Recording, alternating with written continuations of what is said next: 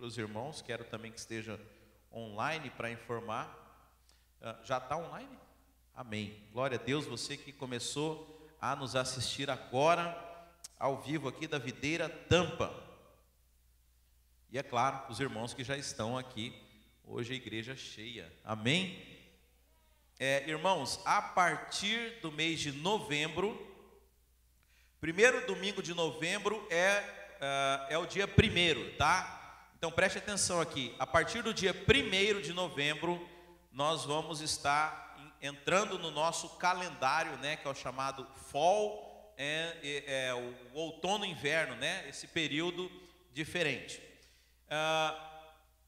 Então, a partir do dia 1º de novembro, o nosso culto vai voltar para o horário normal. Você sabe, nós estamos na fase 3 da reabertura aqui da Flórida, onde tudo já reabriu. Amém? O supermercado já reabriu, o shopping já reabriu, o parque já reabriu, e nós, como igreja, estamos também voltando às nossas atividades normais. Pode dar um glória a Deus por isso? Glória a Deus, amém? Então, a partir do dia 1º, nosso culto vai começar às 10 horas. Aí você vai acordar um pouco mais cedo, mas você sabe, dia 1º acaba o horário de verão aqui nos Estados Unidos. Então, na prática, você vai acabar acordando no mesmo horário que você já estava esses dias. Você sabe, na verdade, você está acordando 1 hora mais cedo nesses dias, né? Eu tenho acordado 7 horas da manhã, está escuro, né? Está clareando aqui 7h30. Mas no dia 1º de novembro, você vai atrasar, isso, irmãos, atrasar o relógio. A hora que for, por exemplo, meia-noite, vai ser ainda 11, você vai ter 1 hora a mais. E de manhã você vai acordar no horário de sempre que você vai acordar, vai ser 1 hora antes, pelo horário do seu relógio. E falar relógio, meu despertador aqui, não sei porquê, tocou. E aí, às 10 horas da manhã, nós vamos estar iniciando o nosso culto aqui. Vai ser mais ou menos das 10 às 11h15, 11h30. Amém? Que horas começa? Que dia? 1º de novembro, 1º domingo. Então, esse vai ser todo o horário no período de outono, inverno, né? Que nós vamos estar nesse horário. Depois que voltar o verão, a gente decide com relação ao horário. O curso de maturidade do Espírito continua online meia hora mais cedo, tá, irmãos? 7h30. Por quê? Agora, nessa época de inverno, os irmãos chegam mais cedo em casa, os irmãos param de trabalhar, geralmente a hora que escurece, né? Então vai estar escurecendo 6 da tarde, 7h30 já vai ser um horário longe, né? Se deixar muito tarde, o irmão dorme e não assistiu o cursão. Então, das 7h30 às 8h30, a partir de novembro também. E as células, nós vamos estar retornando com as células presenciais na sexta-feira, às 7h30 também. Amém? E para quem assiste online, porque eu queria falar isso online, né? Nós, a partir de novembro, vamos estar encerrando a nossa transmissão ao vivo, tá? Nós vamos continuar com o canal no YouTube, lá tem mais de 200 palavras, já tem 3 anos que todos os cultos nossos são gravados e colocados lá no YouTube, né? Mas isso não é ao vivo. Então, por conta da pandemia, desde março nós estamos transmitindo ao vivo, né? Mas você sabe, transmitir ao vivo é um pouquinho complicado, não é simples, e acaba que a gente dispensa uma parte do culto para cuidar da transmissão. Por exemplo, o negócio é meio cronometrado aqui, né? Eu sei que às vezes a gente quer mudar um pouco a dinâmica de culto, mas você sabe que tem uma parte das pessoas aguardando online, e aí a gente fica um pouco engessado, né? Então, a partir de novembro também o culto não vai mais ser transmitido online, mas vai ficar gravado no YouTube. Provavelmente na segunda-feira a palavra de domingo vai ser disponibilizada no YouTube, a pessoa pode ir lá e assistir. E afinal de contas a gente quer priorizar agora a volta, né, o retorno, depois de, quer dizer, foi em março, foram quantos meses aí, irmãos? 7 meses, até 10, até novembro serão 8 meses, né, que a gente teve que entrar nessa rotina extraordinária. Foi muito bom, eu imagino, irmãos, que por conta das nossas transmissões, a gente alcançou muitas pessoas, a maioria no Brasil, é claro, porque o culto é em português. O nosso curso de maturidade também foi uma outra grata surpresa, que nós tivemos a adesão dos irmãos em maior quantidade do que aqueles que vinham aqui no prédio, então nós não vamos mexer com isso, mas há uma necessidade da gente ter comunhão, há uma necessidade da igreja retornar ao normal, e como eu falei, tudo já voltou a funcionar, e está na hora também da gente retornar com as nossas atividades, amém? Você sabe, irmãos, há uma bênção na questão da comunhão, né? Eu estava meditando nisso esses dias. Você sabe, o próprio Deus, Ele já é em si uma comunhão, porque a Bíblia fala que é Deus Pai, Filho e Espírito Santo. Quando Ele cria o homem, Ele fala assim: façamos o homem à nossa imagem e semelhança. Sabe, Deus ama a comunhão, Deus ama estar junto. Você sabe, Deus criou o homem, colocou o homem e o fez a imagem e semelhança. Isso fala de comunhão. Isso fala de um Deus que quer ter comunhão com alguém que é semelhante. Você sabe, a gente só consegue ter comunhão com quem é parecido conosco. Qual não é verdade? Sim ou não? Pessoas que são positivas, elas encontram outras pessoas que são positivas. Pessoas que são negativas encontram outras pessoas que gostam de falar do mesmo assunto. Sabe, ontem eu estava num churrasco, aleluia por isso, eu estava conversando com os irmãos, e eles estavam falando como que é precioso esse ambiente de honra que nós temos na nossa igreja, né? Eu estava com os irmãos da videira que são de Jacksonville, e um irmão de lá estava compartilhando isso, que ele havia ido em muitas igrejas na sua cidade, e que o que ele chamou a atenção na nossa igreja, lá na localidade dele, foi o ambiente de honra. E eu falei: você sabe o que é interessante? Que honra atrai honra. Um ambiente de honra, pessoas que gostam de honra, vão chegar naquele ambiente e vão falar: não, aqui é o meu lugar, aqui é o meu lugar. Por outro lado, pessoas que vivem num ambiente de desonra, o que acontece com elas? Elas chegam naquele lugar e falam: não, logo elas se sentem incomodadas. Já viu isso?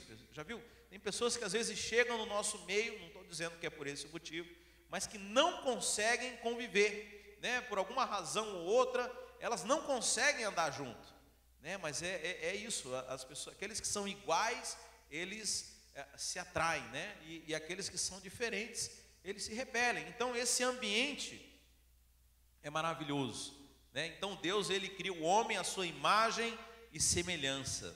Você sabe, anjos não são imagem e semelhança de Deus.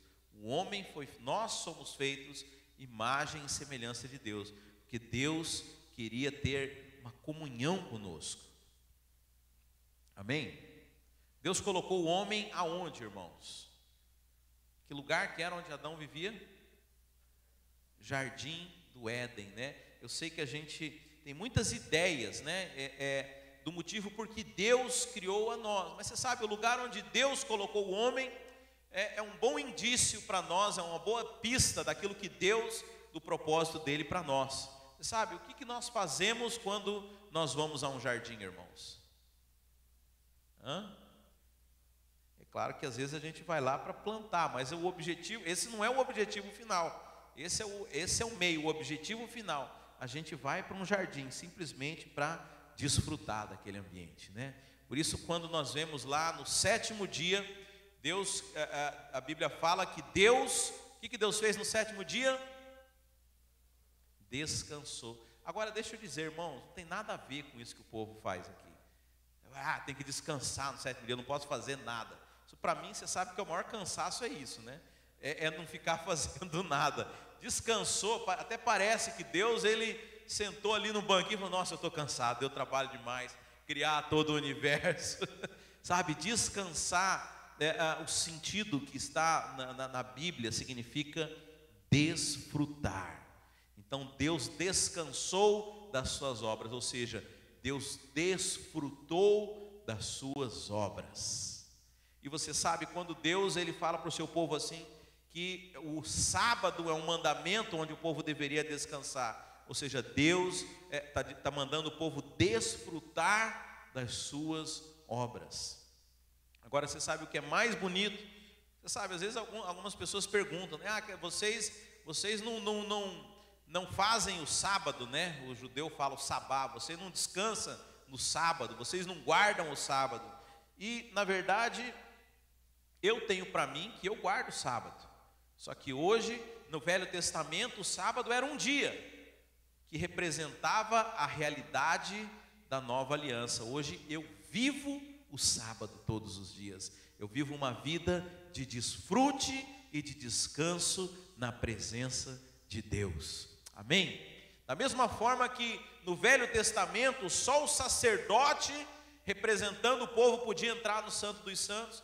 E agora no Novo Testamento, que todo crente se torna um sacerdote, todo um crente pode entrar no Santo dos Santos. Aquilo que era cerimonial e acontecia uma vez por ano no Velho Testamento, hoje são todos os dias. Eu quero dizer que o sábado, que era uma vez por semana, hoje é uma realidade na vida daqueles que desfrutam do Senhor.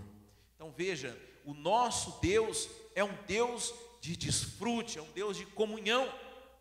Aliás, se há alguma coisa que Adão precisava fazer, se há um mandamento, algum tipo de trabalho que Adão tinha que fazer, era namorar com a sua esposa. Porque Deus falou assim para o homem: crescei e multiplicai e dominai a terra. Agora, irmãos, é muito bom esse mandamento. É um mandamento de você ter comunhão com a sua esposa. Então, o que eu quero dizer com isso, irmãos? Que tudo que Deus faz é bom. Tudo que Deus manda você fazer é bom. Que Deus é bom, irmãos. Então não há como sair algo ruim do nosso Deus. Tudo que Ele faz é bom e maravilhoso. Mas eu estou dando essa volta toda para falar de comunhão, né? Porque o propósito de Deus é a comunhão. Quando Deus cria o homem, a Bíblia fala que Deus ia todos os dias conversar com Adão e Eva. Ele ia ter comunhão com eles. Você sabe, o homem peca e Deus fala: agora você não pode mais ter a minha presença, porque o homem pecador diante de um Deus santo e puro, ele ia ser fulminado pela glória de Deus. E aí a presença de Deus se retira. Mas é interessante que Deus, ele tem tanta vontade de estar com o homem, que ele não espera a redenção do homem que aconteceu através do sangue de Cristo. Antes mesmo que isso acontecesse, Deus manda o povo construir uma tenda, constrói um tabernáculo aqui, porque eu quero ficar no meio do povo. Então o projeto da igreja é um projeto de comunhão. Você sabe, irmãos, eu sei que às vezes para nós, e nós somos criados dentro de uma mentalidade que é individualista, e eu não culpo ninguém aqui, irmãos, porque essa é a realidade do mundo que nós vivemos, muito mais aqui nos Estados Unidos, onde o individualismo chega a extremos. Mas deixa eu dizer para você, há algo dentro da comunhão dos irmãos, há um prazer, há algo guardado, que ele é através da comunhão. Quando você vê lá a Páscoa e a salvação de Deus, é interessante que o que Deus manda fazer as pessoas é o quê? Ter comunhão umas com as outras. Ele fala: olha, cada família pega um cordeiro e vai assar em casa. Se a família for pequena, chama o vizinho. Vai ter comunhão, sabe? Deus, ele se manifesta dessa forma entre os irmãos, através desse ambiente de comunhão. Irmãos, nós precisamos entender mais do que isso. Você precisa experimentar essa vida. A vida da igreja é essa vida compartilhada. E eu estava meditando essa semana, lá no texto de Atos. Você sabe, a igreja de Atos, você sabe que a igreja só surgiu depois de Jesus Cristo. Você sabia? Quem sabia disso? Tem alguém aqui? Ô, irmão, deixa eu pregar sozinho, não. Quem sabia que a igreja surgiu só depois de Jesus Cristo? Você sabe, da mesma forma que Eva foi tirada de Adão, a igreja foi tirada de Jesus Cristo. Então só depois que Jesus morre, que surge a igreja. Então a igreja que surge, ela está lá no livro de Atos. Então acaba os 4 evangelhos, nós temos o que é chamado o 5º evangelho, que é o evangelho que fala da igreja, né? Que é o livro de Atos. E o texto que nós amamos, né, é aquele que fala assim: todos os dias o povo se reunia no templo e nas casas, né, e compartilhavam o pão de casa em casa, e o Senhor ia acrescentando, né? Vamos ler esse texto aí, abre lá em Atos 2, eu já vi que a pregação não vai ser nada daquilo que eu tinha preparado, aleluia. Atos 2, Atos 2, Atos 2. Deixa eu ver precisamente aqui o verso.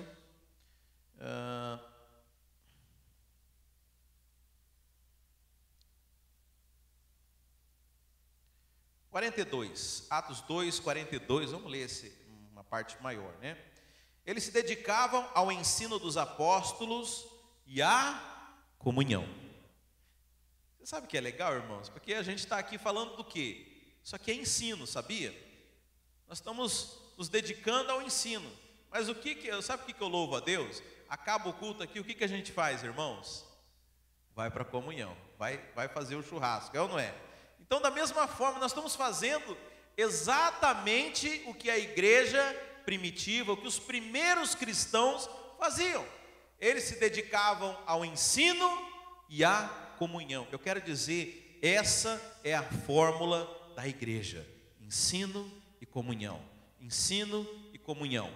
Se você tiver só ensino, mas não tiver comunhão, você vai ter um monte de cara com conhecimento teórico, mas sem a vivência da igreja. Já viu gente que é assim? Conhece a Bíblia de capa a capa, mas não tem o amor, não é uma pessoa amável, não é uma pessoa dócil, não é uma pessoa onde você vê a expressão de Deus, porque é alguém que só tem o conhecimento. Você sabe, isso é terrível, porque a pessoa, quanto mais conhecimento ela tem, sem a vivência do Espírito, ela se torna mais fechada para o Evangelho. Aí ela vai escutar uma mensagem e falar: isso aí eu já conheço, esse versículo eu já ouvi, isso aqui, ela se torna vacinada, e a palavra deixa de entrar no coração dela. Então veja, só o ensino não é suficiente. E a comunhão? Só a comunhão também não, irmãos, porque se não tiver o ensino para balizar, o ensino para dar estrutura, você vai ter problema, vai começar a ter heresia, vai ter achismo, vai ter um monte de gente começando a fazer errada. Então é o ensino e a comunhão. Essa é a fórmula da igreja. Quantas igrejas têm só o ensino? Então o cara vai lá, escuta o culto e vai embora para sua casa. Ele vive, se é que é possível isso, um cristianismo individual. Não existe isso, cristianismo individual. Mas muitos lugares são assim. Ele vai domingo, recebe a palavra e volta para sua casa para viver a sua individualidade.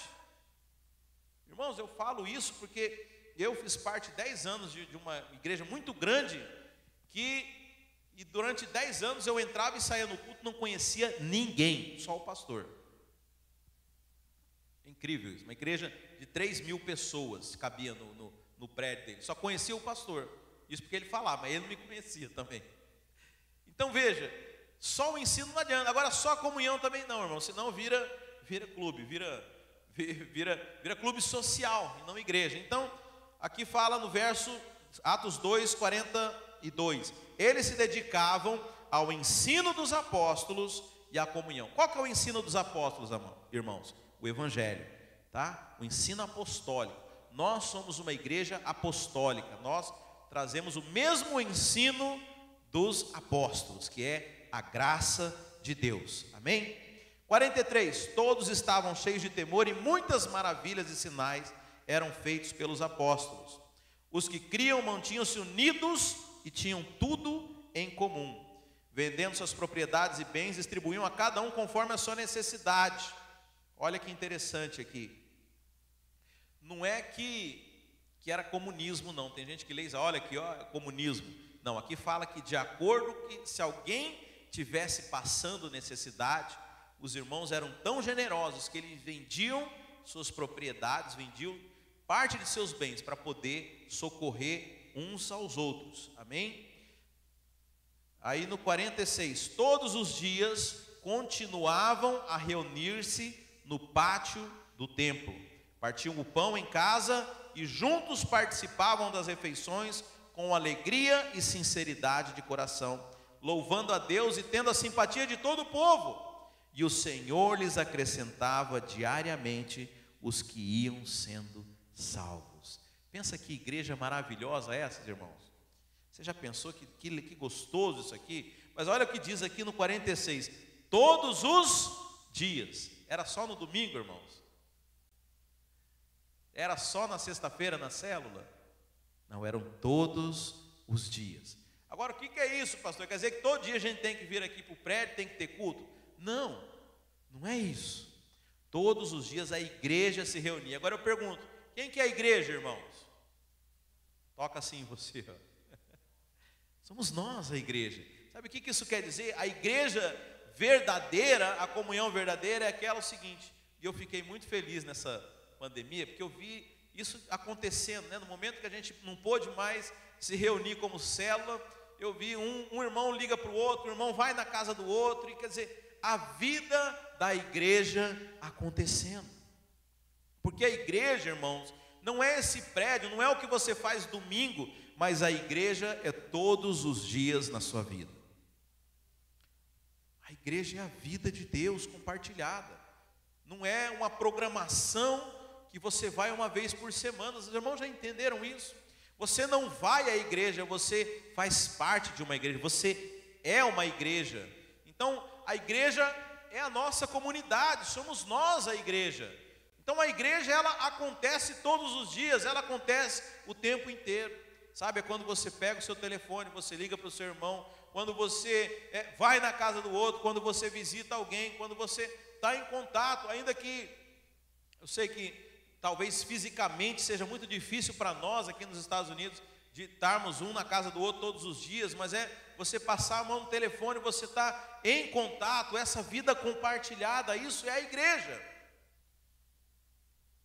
E eles se reuniam, eles estavam o tempo inteiro em contato, porque afinal é uma família, e é prazeroso você estar em família. Você sabe, aqui nos Estados Unidos, por uma questão de distância geográfica, muitos de nós fomos privados da convivência com a nossa família. Muitos de nós vivemos só, o nosso núcleo familiar é o pai, a mãe e os filhos, e não temos mais contato. Deixa eu dizer, a igreja é a família que Deus deu para você. Agora, qual que é o problema? Ah, mas eu não gosto muito do irmão fulaninho, né? Deixa eu dizer, família você escolhe. Você não escolhe família, meu irmão. Mas deixa eu dizer, Deus escolheu para você. E Deus escolheu exatamente a família que você precisa ter. Você sabe, porque a gente gosta de evitar algumas coisas que são espinhosas, a gente gosta de evitar algumas coisas que não são agradáveis, mas deixa eu dizer, aquele que escolheu a sua família, ele sabe o que é preciso para você. E é interessante que quando você, outras representações que fala da igreja, né, fala que nós somos as pedras vivas, né? Pedro fala isso. Fala que nós somos pedras vivas que são edificadas como o templo do Senhor. E para que uma pedra seja edificada, irmão, você sabe, a pedra ela não vem quadradinha assim igual um tijolo. A pedra ela tem, para ela poder encaixar, e se você olha aquelas construções antigas, né, que eram feitas de pedras, elas se encaixam perfeitamente. E o interessante é que, para que a pedra pudesse ser encaixada, tinha que ficar lixando uma na outra, até ela ganhar forma. Você sabe, para uma igreja, ela está edificada, ajustadinha, certinho. Os irmãos vão precisar lixar bastante uns nos outros. Mas isso é perfeito, irmãos, porque é o defeito do irmão que trabalha no meu caráter, é o meu defeito que trabalha no outro. E você sabe o que é mais interessante, irmãos, quando nós aceitamos os defeitos uns dos outros, aí nós de fato conhecemos a graça. Sabe, tem uma história na Bíblia sobre 10 leprosos. 10 leprosos. Quem já ouviu essa história? Que foram até Jesus e Jesus curou eles. E até então esses 10 leprosos eles andavam juntos. Porque, sabe, leproso até hoje deve ser algo difícil, né? Um dia desses, uns tempos atrás, eu peguei conjuntivite, eu me senti um leproso. Ninguém queria chegar perto de mim. Você imagina um leproso, como é que era naquela época, onde não tinha tratamento, não tinha conhecimento, e mais do que isso, eles acreditavam que a lepra era um castigo de Deus. Então você imagina o negócio. Então aqueles 10 leprosos, de certo era o bando deles, eles andavam lá longe, né? Se alguém chegasse perto, pela lei, o cara tinha que gritar, leproso, leproso. O cara já desviava o caminho, já ia embora, não chegava perto. Então os 10 viviam juntos, compartilhado, porque você é leproso, mas eu sou também, então que mal um vai fazer para o outro, né? Funcionou muito bem, até o dia que Jesus curou eles. Aí o dia que Jesus curou eles eles rejeitaram, não foram lá agradecer Jesus. Mas por que você não está andando mais com eles? Ah, porque eu sou, oh meu Deus, me fugiu a palavra, eu sou samaritano, eu não posso andar com judeu. Quer dizer, o dia que eles foram curados, aí eles, não, agora você não serve mais para andar com, porque aí eles começaram a enxergar o defeito. Enquanto todo mundo tinha consciência que tinha defeito, que era rejeitado, não tinha problema nenhum, eles andavam juntos. Aí o dia que foram curados, agora você não serve para andar comigo. Você sabe, essa é a igreja. Quando você entende que você tem defeitos, que você tem problemas, você olha para o problema do outro e fala, olha, eu também não sou grandes coisas. Então por isso que nós andamos. Agora, quem não quer andar junto é porque, não, eu não tolero o defeito dos meus irmãos. Em outras palavras, está dizendo que eu não tenho defeito. Por isso eu não quero andar com gente problemática, né? Então a graça é o que une as pessoas, né? Esse entendimento, essa percepção da graça, da misericórdia, essa tolerância com os irmãos entre uns e outros, é o que nos faz ser essa comunidade alegre, saudável e bem resolvida. Amém? Então a igreja de Atos, a igreja que Jesus estabeleceu, olha que interessante, eles não reuniam nem em prédios como esse aqui. Você sabe, tem algumas versões aqui desse versículo que fala assim, que eles se reuniam no templo e nas casas. Não, essa versão aqui está muito boa, porque ela fala assim, se reuniam no pátio do templo. Por quê? Quem vivia nos templos eram os judeus, eles não acreditavam em Jesus. Então os crentes não podiam entrar nos templos. Então só sobrava para eles o estacionamento, ficava reunido lá fora. Então veja, a igreja nem tinha, claro que o prédio é maravilhoso, né? Não está bom o ar-condicionado, irmãos? Está gostoso aqui dentro? A poltrona aí não é confortável? Claro, mas nem por isso nós vamos achar que isso aqui é a casa de Deus. Não, nós somos a casa de Deus. Se não houvesse mais esse ambiente aqui, a gente estaria reunido debaixo de uma árvore, estaria reunido na casa de outra pessoa, estaria reunido em qualquer lugar, irmãos, porque nós é quem somos a igreja. Onde você vai, a igreja vai junto, sabe? Então, a característica dessa igreja aqui, a comunhão. E aí eu estava essa semana meditando, voltei pela terceira vez nesse ponto, eu vou e volto, né? Que me chamou a atenção no verso 46, porque isso aqui é um grande mover de Deus. Você sabe o resultado dessa igreja aqui? A Bíblia fala aqui que louvando a Deus e tendo a simpatia de todo o povo. É igual hoje, né? O cara vê o crente e fala, não, ele até desvia na calçada. Está vindo um crente por ali, ele até dizia, por que a igreja se tornou tão antipática? Porque a igreja virou uma acusadora das pessoas, o crente se acha no direito de cobrar dos outros. Não, a característica da igreja verdadeira, da igreja de Atos, era uma igreja que tinha a simpatia das pessoas. Você sabe que eu acho precioso, irmãos, porque a gente tem alguns estereótipos, né? A gente fala, americano é um cara meio frio, o americano ele não gosta desse negócio. O americano, quando se converte na nossa igreja, ele fica doido, ele ama a comunhão, ama comer churrasco, ama comer pizza brasileira, ele ama isso, porque isso é realmente bom, irmãos. E essa igreja aqui, as pessoas olhavam para ela e falavam, uau, que legal, olha lá, são os crentes, que massa, como eles se reúnem, como é gostosa a reunião deles, como é prazeroso, quando eles se encontram, que lugar, eu vejo aquela coisa gostosa no rosto deles. Sabe, irmãos, quantas vezes eu vou no restaurante, mais André, eu não tenho coragem de falar isso, você chega para o garçom e fala, eu quero comer o que aquele cara ali está comendo. Parece tão saboroso, eu quero que aquele cara ali da mesa do lado está comendo. Você sabe, o cristianismo é isso. A pessoa precisa olhar para você e falar, não, eu quero comer o que você está comendo. O que é isso? É tão gostoso essa reunião. Você não me chama para ir lá na reunião? Por que você não me chama para ir lá na sua casa? Parece que vocês se divertem tanto, parece que tem um prazer que é tão diferente daquilo que eu já experimentei. Sabe, esse é o cristianismo verdadeiro. Essa é a igreja que conquistou o mundo inteiro. Parte do princípio da comunhão, doutrina dos apóstolos e comunhão. Doutrina dos apóstolos e comunhão.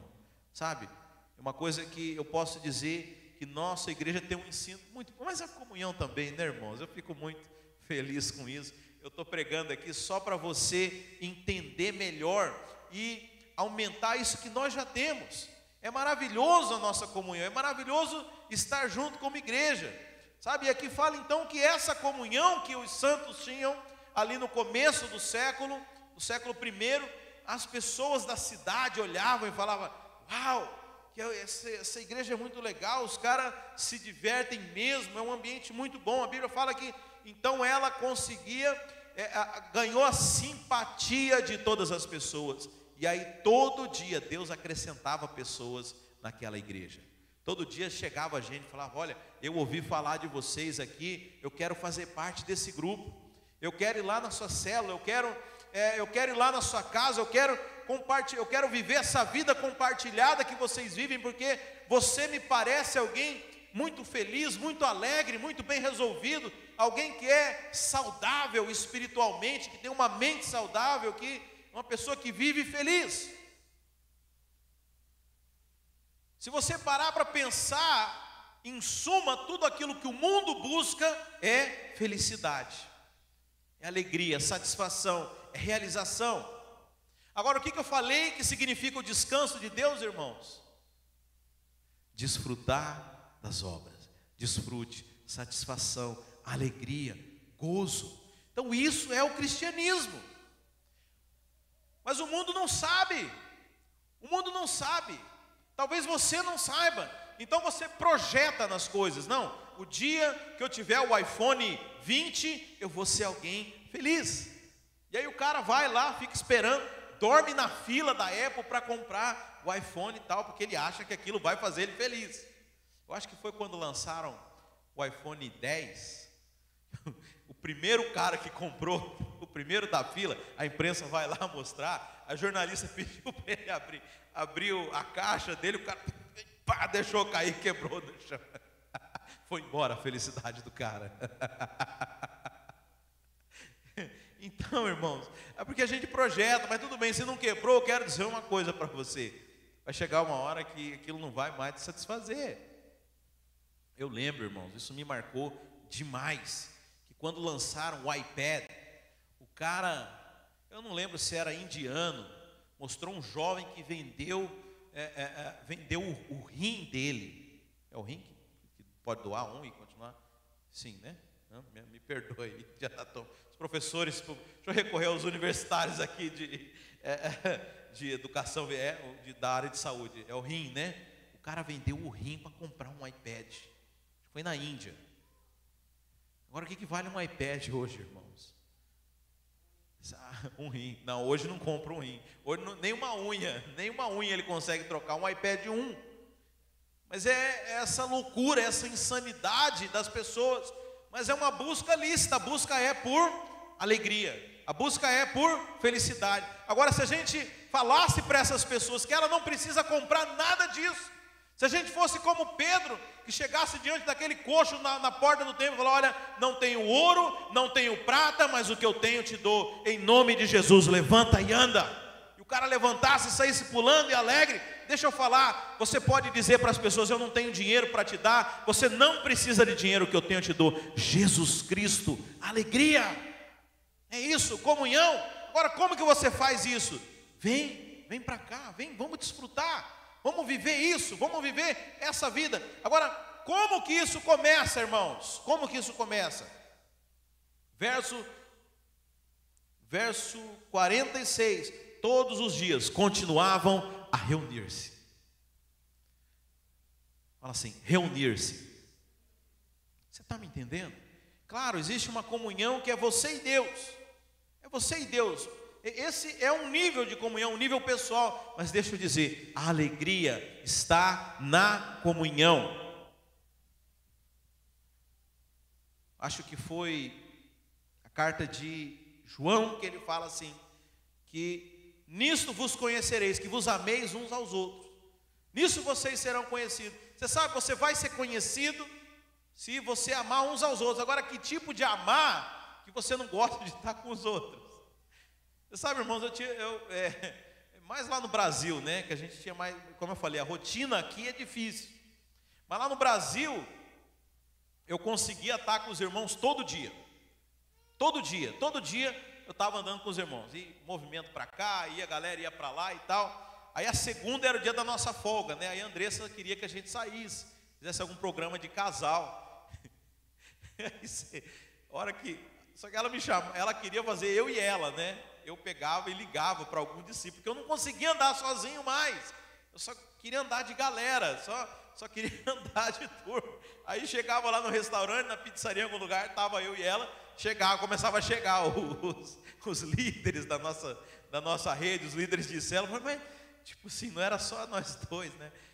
Eu fiquei tão dependente na vida da igreja que eu não conseguia fazer mais nada sozinho, irmãos. Só andava de galera, né? Legal isso, só rolezinho de galera lá no Brasil. Sabe, irmãos, isso é bom demais. Então a característica dessa igreja aqui é a comunhão. E na comunhão a alegria. Sabe, eu sei que a gente pode estar tão acostumado num estilo de vida individual. Eu falo por mim, porque eu quando entrei nesse modelo de igreja celular, eu achava estranho. Eu era um cara demais, ainda sou esquisito, mas eu era mais, irmãos. E eu não gostava a minha comunhão com os outros era assim, eu era o secretário da igreja. E como a gente tinha pouco funcionário, botaram a minha sala, tinha uma mesa, era bem na entrada da igreja, assim, durante a semana, né? Tinha secretaria, tinha ali a entrada das pessoas, aí tinha um balcão e o meu computador aqui. Então alguém chegava lá, oi, tudo bem? Oi. E voltava aqui para o que eu estava fazendo. Eu me lembro até hoje que o meu pastor falou, vem cá, eu vou te ensinar como é que você faz. Aí eu estava sentado aqui, ele chegou assim, oi. Ele falou, agora você para o que você está fazendo. Você levanta dessa cadeira, você vira para mim, você estende a mão, aperta a minha mão e fala, olha nos meus olhos, e fala assim, como vai? Tudo bem com você? Porque eu era alguém tão assim, fechado. E irmãos, assim, claro que durante um tempo foi um exercício, foi um esforço da minha parte para fazer isso, era mecânico.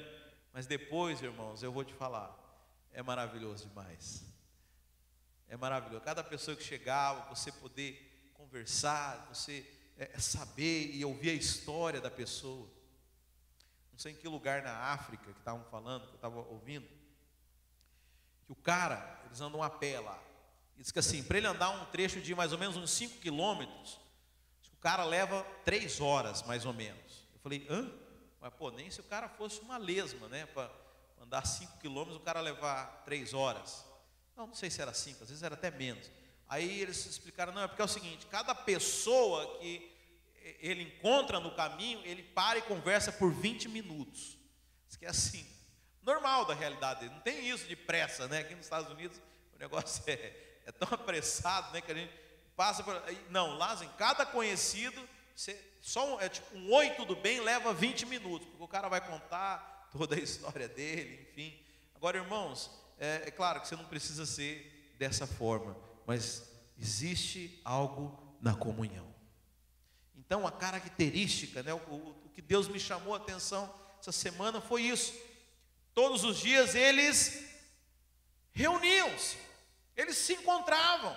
Não tem como você fazer uma igreja sem esse elemento chave que é a comunhão, porque veja, Deus ele se manifesta através do seu corpo, através da unidade, através da comunhão. Deus quer te mostrar uma vida prazerosa, e como eu falei, é isso que o mundo procura. Só que o mundo não sabe disso, então ele projeta. Não, eu vou ser feliz o dia que eu tiver esse carro. Não, eu vou ser feliz o dia que eu tiver roupa dessa marca. Não, eu vou ser feliz o dia que eu tiver o diploma de tal coisa. Não, eu vou ser feliz o dia que eu for aceito naquele clube. Não, eu vou ser feliz. Você não vai ser feliz nunca, porque a verdadeira felicidade está em Cristo. E Cristo é a sua igreja, e a igreja somos nós. Então nós somos os portadores dessa mensagem. Nós somos aqueles que podemos e somos aptos a viver essa vida de alegria. Por isso, irmãos, essa exortação de hoje é para que nós venhamos a viver a vida da igreja. Você sabe, nesses dias, nesses 8 meses que nós passamos Desde março eu sei que o diabo, o que ele tentou fazer foi extinguir essa comunhão. E eu posso dizer realmente para os irmãos que algumas pessoas foram, mas graças a Deus pela sua vida que está aqui no dia de hoje, porque você não cedeu ao golpe do diabo, você não caiu na armadilha, você não caiu no laço do passarinheiro, você foi resiliente, você está aqui. A igreja permaneceu e quer saber, a igreja vai ficar mais forte a partir de hoje, mais forte, porque aqueles que ficaram vão dar valor a isso e vão dar esse padrão para aqueles que vão chegar. Vão chegar, irmãos, porque não tem como não chegar.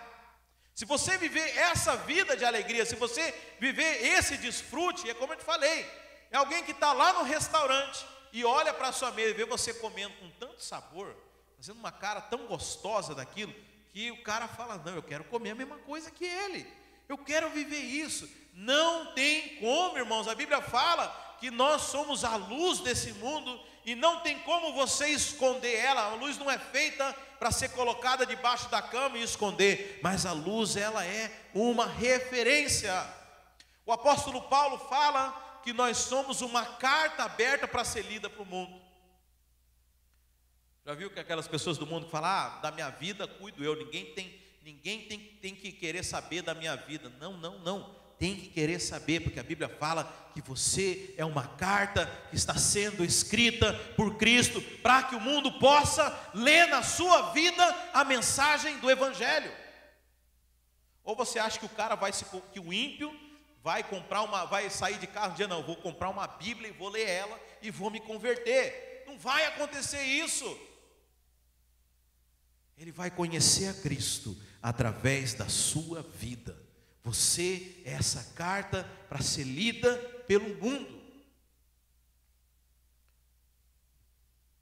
E o dia que o mundo descobrir esse prazer, o prazer da comunhão, o dia que nós vivermos isso na plenitude, o dia que nós, como eu falei, irmãos, às vezes no começo vai ser forçado. Às vezes você vai estar em casa, não quero ir. Não, mas eu vou, eu tomei uma decisão, eu sei que é o melhor, eu sei que mais cedo ou mais tarde eu vou aprender a ter prazer e vou desfrutar o prazer disso. Se você tomar essa decisão e permanecer, deixa eu dizer, você não vai mais conseguir viver sem isso. Você não vai mais conseguir. Como eu falei, eu venho de um contexto que eu vivia tanto isso, que até quando não tinha, a gente queria estar junto. Os irmãos inventavam a coisa, tinha o dia da célula, aí durante semanas os irmãos não aguentavam esperar o dia da célula, vamos combinar todo mundo de ir para o cinema, aí a galera para o cinema. Não, vamos combinar de todo mundo em tal lugar. Não tinha como esperar o dia da célula, porque a prazer, a necessidade, o desejo de estar com a igreja era tremendo. Sabe, eu quero dizer que quando a gente começar a viver nesse nível de intensidade, a consequência é que as pessoas vão querer andar junto conosco.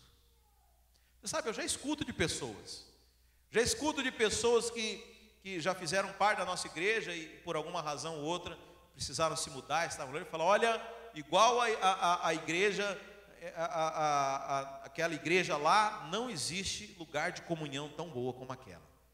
Sabe, isso já é uma marca forte nossa, mas deixa eu dizer, o mundo ainda precisa conhecer mais da gente, precisa conhecer mais daquilo que nós vivemos, e a Bíblia fala que eles ganharam a simpatia das pessoas, e que todos os dias o Senhor acrescentava pessoas para aquele grupo, acrescentavam vidas, porque eles olhavam e falavam, é isso que eu quero, é isso que eu procuro. Eu estou te falando, irmãos, é americano quando começa a entrar nesse contexto nosso, de churrasco, dessa santa comunhão, dessa nossa bagunça santa, o cara não quer saber de outra coisa, ele fala, nossa, é isso.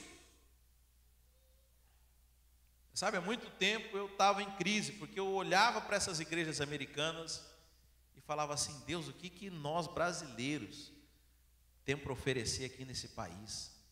A estrutura da igreja americana parece um show da Beyoncé, né? Aquele palco, luz e isso, e aí o cara desce de helicóptero, só fala, descer para uma corda igual o Batman e um não sei o quê, aquele auditório. Eu fui numa reunião, você sabe, a maioria domingo de manhã eu não vou, né?